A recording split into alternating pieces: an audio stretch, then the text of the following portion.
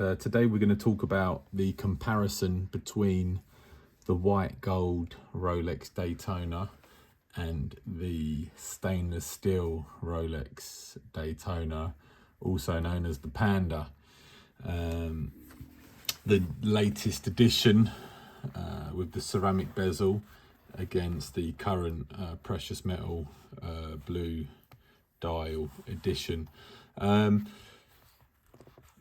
The white gold one I bought from an authorized dealer. The stainless steel Panda I bought from a grey market dealer. I'll also talk a little bit about the experiences of both of those purchases, because there was a difference. So yeah, I mean, both amazingly, stunningly beautiful watches, and I love them both dearly. And I'm going to talk about the pros and the cons. The what I love about the white gold version is the weight, the fact that it's all white gold, 18 karat. It makes the watch really quite heavy, which makes it feel very sturdy, quality. I like a heavy watch. And then I love the blue dial. The blue dial is really nice. I love the little red detail in the little circles there. Overall, it's a really beautiful watch. And I also think it's not going to be around for much longer. I think because they've introduced the ceramic bezel, which is technically superior because it doesn't scratch, that it's probably only a matter of time before even the precious metal Daytonas get a revamp and no longer have the metal bezel, but they perhaps will probably, I'm just guessing, but they'll switch it to a ceramic bezel. So I think they are, it will be a collector's item if it isn't already. So yeah, but with the stainless steel version, this watch, the good thing about this watch is with stainless steel, it's so durable. Precious metal, obviously, the metal's relatively soft, and so they can pick up scratches a bit easier. You also have to be a lot carefuler if you polish it. With the stainless steel, you don't have those problems as much because it's much more hard-wearing metal. And Rolex, obviously, they have their own foundry, and this stainless steel is the highest quality stainless steel you can get, and it's extreme quality. So when wearing, obviously, the Panda here is a bit more sporty, I would say, just because it's stainless steel, but almost when you wear it, it's basically like the hottest stainless steel Rolex you can get. It's the one with the longest wait list. It's the one with it's the one perhaps that it's the watch that you perhaps get the most kudos for, because the second-hand price is so much higher than the retail price. These retail, I think it's around, there's been a few price increases, but I think it's around £9,000. I'm from the UK, and that second-hand at the moment as we speak, I think it's currently going for around 28,000. So that's, there's not many watches out there that when you buy, you can then sell for 3 times as much, or if you wanted to buy it secondhand, you have to pay 3 times as much. And a year ago, it was selling for almost £40,000. The price has come down a fair bit, but the prices were going crazy back then. Yeah, as I said, I bought this watch secondhand on the grey market. I paid more than what it's currently worth. Prices have dropped since I bought it, but I'm not too worried because, Rolex make relatively few of these. It's the hottest piece, and it's just a pleasure to have in the collection. But So I enjoy wearing it a lot, and when you wear it at the beginning, I did feel this, it's, you know, the Rolex Paul Newman, which is the original sort of Daytona, that was made popular by Paul Newman, the Hollywood actor. His watch sold in auction for 17 million. Like, these watches have a lot of history attached to them. They're an iconic piece of the Rolex brand, and it's really cool to own one and be part of that and feel that history. It's something special. However, when you wear it, it's just such an easy watch to wear. It sort of works with everything, fits with everything. But obviously you do feel perhaps a bit self-conscious because it's such a iconic, recognizable Rolex. I'm pretty careful with how I wear my watches. Unfortunately, I can make a separate video. I had a watch stolen, ripped off my wrist whilst I was on holiday. I will talk more about that in a different video. But you got to be careful out there. I was careful, but I made a mistake. I wasn't as careful as I should have been, and it was a Rolex Yachtmaster that I was wearing at the time. Fortunately, I had all my insurance in order, but it's annoying still, because although I got paid out, I still, my premiums are now higher, and if you have more than a couple of claims within 5 years, then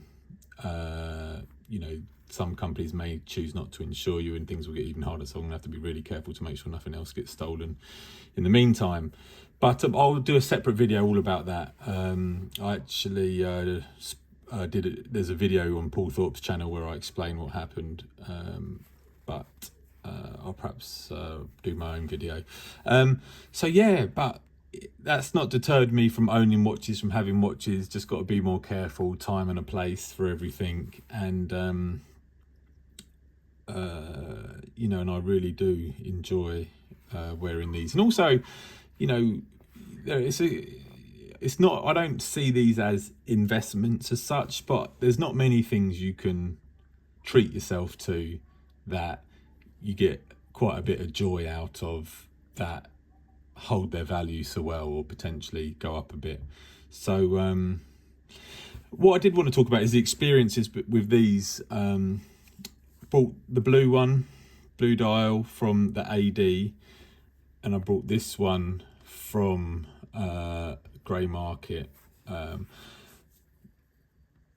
This one from the AD, when I got the phone call that they had this in for me, it was such a buzz. I was so happy because I told them this was my sort of number one watch that I really wanted, and after making 3 or 4, 5 maybe other purchases, finally I got it. And they informed me they only get one of these each year, of the blue dial. So I was quite lucky.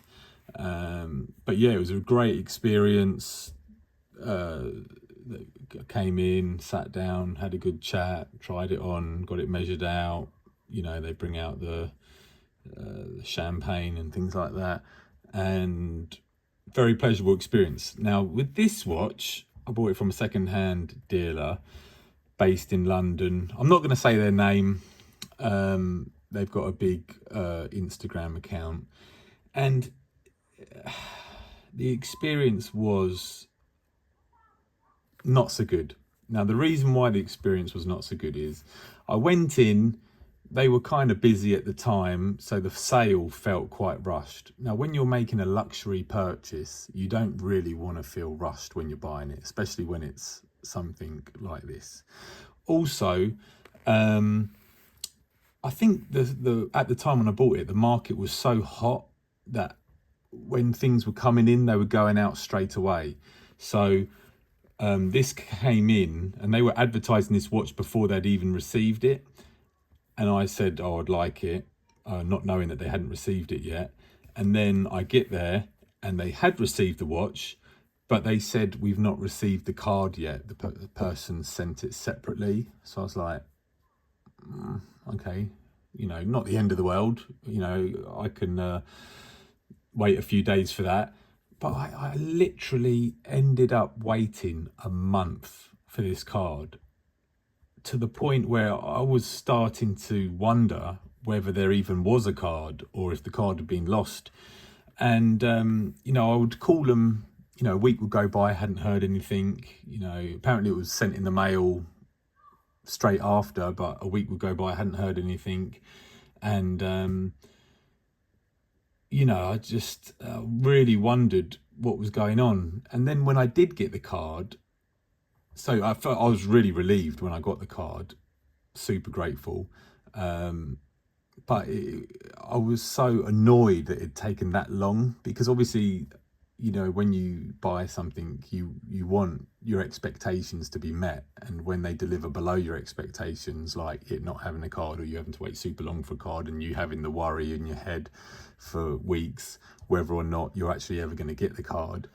And then when I did get the card, it was weird because the writing for the date was in like, you know, like a biro style pen, and then the writing with the person's name or something underneath was in a different type of pen. And I don't know, just, you want everything to match up and be perfect. And I don't know why the person who sold the card did it in different pens, you know, and it starts making me think, oh, is the card real or fake or not?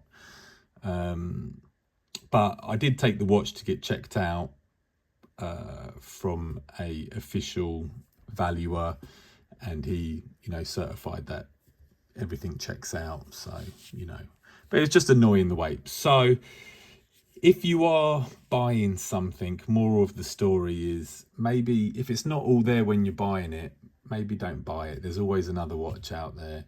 I think if I could be in that situation again, I would have said, okay, you know what, I'll take the watch, but give me a call when the card's here, and then I'll pay, and we'll finalise everything then. Because once they've got your money, the motivation to then sort out the card is a lot less. And it was annoying because when I'd call up, they wouldn't, it was as if I was having to explain everything again. Someone would answer the phone who wasn't familiar with the situation, and you're explaining it. And by the third, fourth time of calling up, chasing them, it got annoying. So yeah, often on YouTube channels, I hear people talking bad about the ADs. And it's like, you know what? The second hand market dealers aren't perfect either, you know. In fact, my experiences with the ADs has been a lot better than with the second hand market. But hey, that's my rant over. Beautiful watches, I do love them. It's a shame I had to wait a while for these papers, but you know, you live and learn. And c'est la vie. But any questions, put them in the comments, happy to answer. If you've had any bad experiences similar, if you have a preference, which one would you rather have, the white gold or the stainless steel? Different, I mean, second-hand value at the moment, this is probably around about 42 and this one's about 28. So you know, would you prefer this one just because it's worth more, or do you just think this one's a better looking watch because of the ceramic bezel or the white face? Let us know your thoughts. And that is everything. Hit the like button, subscribe. I'm going to be doing more watch videos. This channel's very new, and we're going to keep posting more and more watch content. Thank you very much. Enjoy.